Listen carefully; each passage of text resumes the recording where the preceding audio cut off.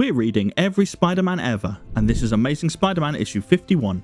The Kingpin has gathered a bunch of mobs together as part of his ruling all the mobs plan, and he's about to launch a campaign of crime. But first, he wants the gangs to take care of Jonah Jameson, who is running headlines about the heightened gang activity, and he wants one of the gang leaders, Big Turk, to collect some money from some service stations. It's small work, and Big Turk isn't happy about it, but that Kingpin still has a cane that can disintegrate people, so he'll put up with it for now. At least they don't have to worry about Spider-Man anymore. But they quickly discover that they do in fact have to worry about Spider-Man as he swings down and stops the money collection and beats up a bunch of them. Big Turk narrowly escapes in his car while his men are being pummeled. Elsewhere, the Kingpin has a plan for his captive, Frederick Foswell. You know, the man formerly known as the big man of crime who was then captured by Spidey and then reformed and worked as a journalist for Jonah Jameson, while occasionally going undercover as a man called Patch with an eye patch before becoming the big man again to challenge the Kingpin as the ruler of the gangs. That guy.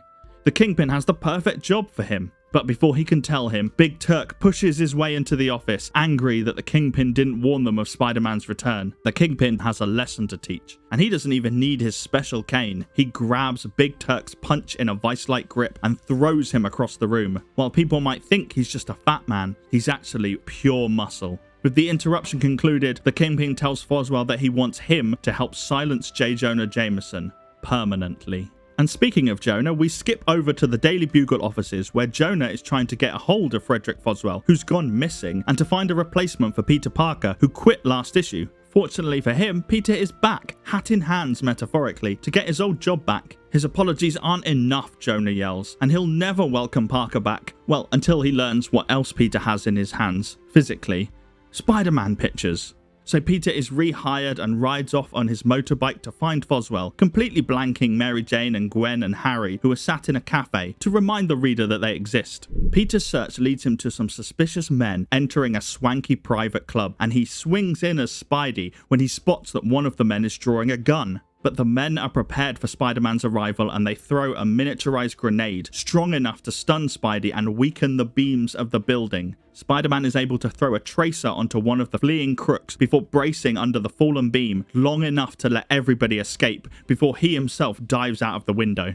Meanwhile and elsewhere, Jonah is visited by gang members who bundle him into the back of a car blindfolded and deliver him to the Kingpin. The Kingpin's offer is simple: stop reporting on the crime wave. But Jonah refuses, and that might cost him his life. And to make things worse, Kingpin deliberately names Foswell to make sure that Jonah knows that he was betrayed, even while blindfolded, and to make sure that Foswell won't betray them. But before anything truly bad can happen to Jonah, Spidey interrupts the meeting with his signal after following the goons from before. He easily dispatches the Kingpin's henchmen who rush out onto the balcony to stop him, webbing them up and leaving them for the police to find. And it's down to the Kingpin versus Spidey. Our web crawler is able to handily dodge the disintegrating blast from the Kingpin's cane and is able to break it on the ground when he gets hold of it. But like others before him, Spidey underestimates the speed and the strength of the Kingpin, and he pays for it. He's knocked around and pulled from the wall when he leaps up, but Spider-Man eventually gets the upper hand, pinning the Kingpin down. However, the cane wasn't the Kingpin's only trick, and gas shoots out of his collar and sprays Spidey in the face, knocking him out. Spidey is defeated, and Jonah, who has wanted Spider-Man's defeat all along, learns that he never wanted it like this. Not like this. Thanks for watching. Subscribe and hit the bell for the next issue, and while we wait for that, here's a fun fact about this one. Issue 51 is the first appearance of a Spider-Man regular, Robbie Robertson, a high-ranking editor at the Daily Bugle. He only gets one panel and line here, but he becomes one of the first black characters in comics to play a serious supporting role rather than a comedic one.